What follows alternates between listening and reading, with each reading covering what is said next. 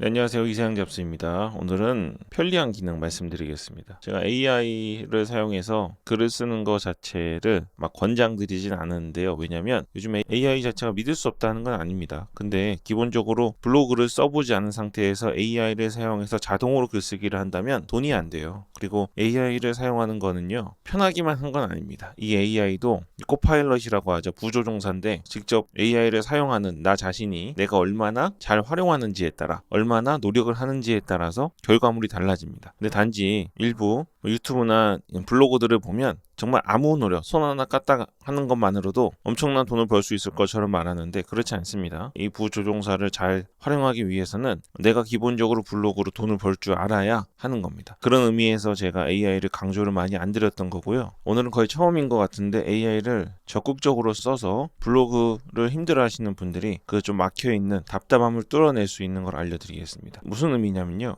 블로그를 할 때 가장 어려워하시는 부분이 뭐냐면 메인 키워드를 찾았다고 하겠습니다. 예를 들면 지금 이제 5월 1일이니까 두 가지 나오죠. 크게 근로장려금 신청이나 종합소득세는 납부해야 됩니다. 그러면 자 보세요. 이거를 제가 매년 몇 년 동안 계속 말씀드렸기 때문에 이 이야기를 하면 아우 나 쓰기 힘든 건데 또 쓰라고 그러는구나 라는 정도로 알아들으실 수 있는데요. 근로장려금 신청을 생각하시면 떠오르는 게 기본적으로 있죠.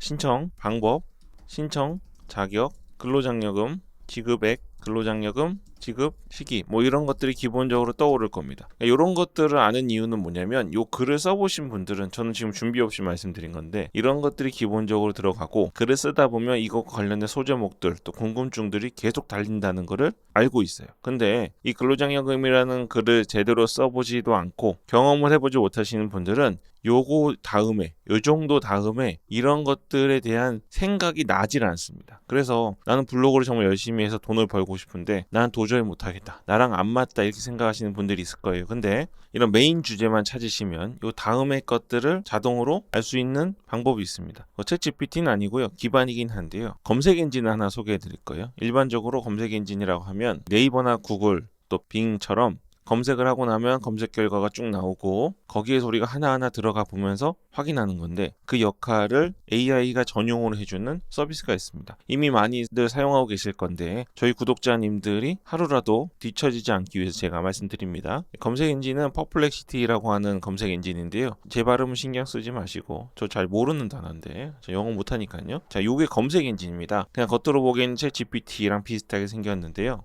제일 밑에 코리안으로 바꿔주시고요. 프로 버전도 있는데 필요하시면 사용하시고 이 프로 버전은 챗 GPT 기반으로 답변을 하는 건데 저는 관련된 이제 AI를 유료로 결제를 많이 해서 쓰고 있기 때문에 이거는 제가 아직은 결제 안 하고 있습니다. 필요하시면 하세요. 검색 엔진이라고 생각하셔야 돼요. 근로 장려금이라고 그냥 써보겠습니다. 메인 키워드만 적어보시면 될 것 같아요. 엔터 치시면요.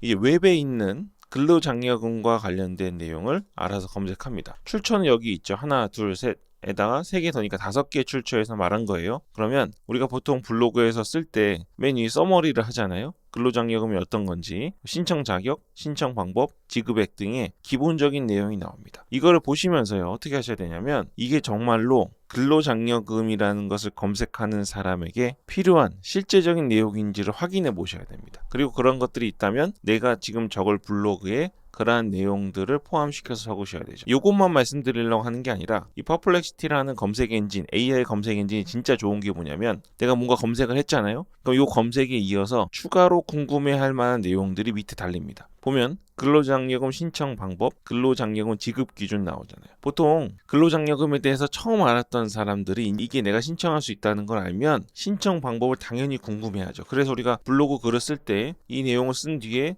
신청 방법이 이어서 들어가야 됩니다. 이러한 질문들을 이어서 한다는 것을 이 퍼플렉시티라는 AI 검색 엔진이 알고 밑에 주는 겁니다. 그러니까 이런 소제목들에 대해서 내가 아직 경험이 없거나 혹은 이쪽으로 특히 어려움을 겪으시는 분들이 있어요. 하라고 하는 건 잘하는데 여기서 좀 더 진취적이고 창의적으로 뭘 해야 되는지 이런 것들에 대한 어려움을 겪으시는 분들은 요 관련이라는 탭을 통해서 도움받으실 수 있습니다. 여기에서 필요한 내용을 쓰시고요. 이제 당연히 3개 중에 가장 중요한 건 신청 방법이겠죠. 혹은 지급 기준이라고 생각할 수 있습니다. 지급 기준을 먼저 눌러볼까요? 누르면 이 검색 엔진이에요. 그러면 온라인에 있는 5개의 출처를 근거로 우리가 익히 알고 있는 것들이죠. 쭉 나옵니다. 자, 그러면 이 다음에 뭘 적어야 될까요? 밑에 나옵니다. 근로장려금 지급 기준 변경 예정이나 나오는데 이 중에서 딱히 끌리는 게 없다고 느껴지실 수 있습니다. 네, 그럼 아까 근로장려금 신청 방법이 기억나십니까? 그걸 그냥 적으시면 돼요. 지나갔다고 끝나는 게 아닙니다. 적으시면 이제 근로장려금 신청 방법이 나옵니다. 좋았죠. 3개의 단락을 들어간 겁니다. 첫 번째, 기본 근로장려금이 뭔지에 대해서 알려주고, 근로장려금 지급 기준에 대해서 적으실 수 있고요. 그리고 근로장려금 신청 방법을 적을 수 있습니다. 자, 그럼 그 다음에 궁금한 거 뭘까요? 여기 관련해 보면 이 중에 하나 궁금한 게 있겠죠. 근로장려금 신청 기간이 궁금할 겁니다. 이거 눌러보시면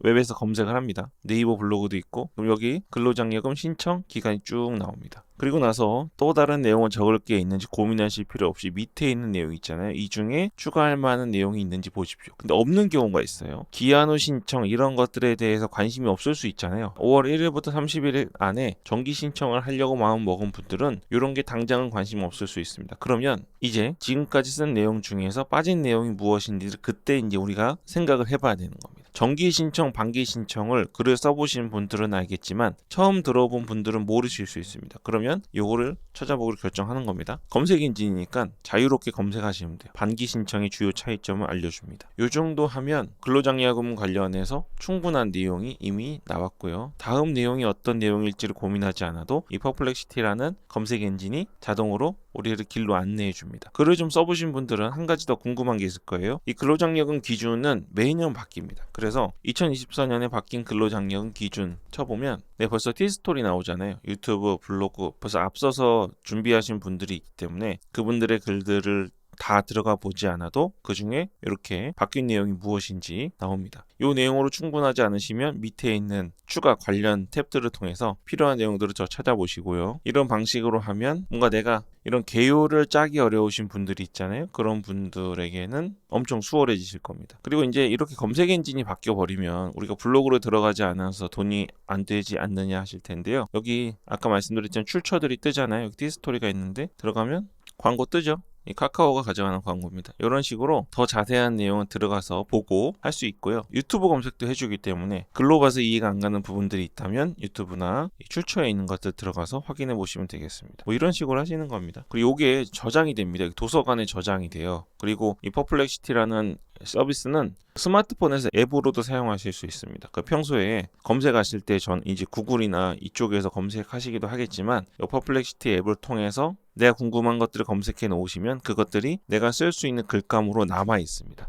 도서관 누르시잖아요. 여기 나오는데요. 제가 보여드리진 않을 거예요. 제가 그동안 평소에 검색했던 내용들 있죠. 이렇게 쭉 이미 저장이 되어 있습니다. 그럼 이 중에서 사람들이 많이 찾아볼 것 같다라고 생각되는 부분들을 들어와서 집에서 누르면 그 점이 우리가 글을 쓸 수 있는 소스로 바로 활용이 되겠죠. 최근에 유튜브나 뉴스에 미니진이라는 이름이 많이 나오더라고요. 한번 쳐볼까요? 네, 이슈들을 좀 쓰기 원하시는 분들이 있을 거 아니에요. 근데 이 부분은 사실 논란이 있는 부분이라 괜히 잘못 썼다가 문제될 수도 있어서 추천드리진 않고 제가 이거를 그냥 예로 들어드리려고 그러는 거예요. 여기 이제 보통 유튜브랑 뉴스 기사들을 근거로 나와 있습니다.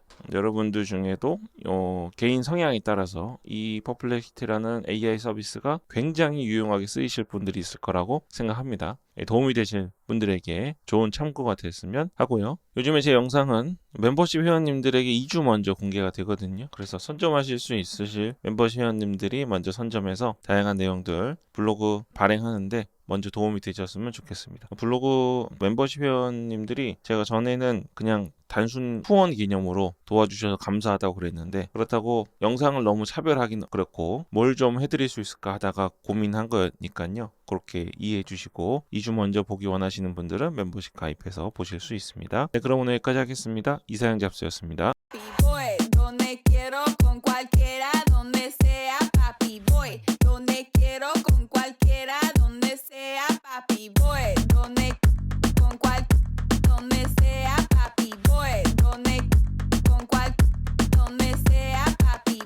Donde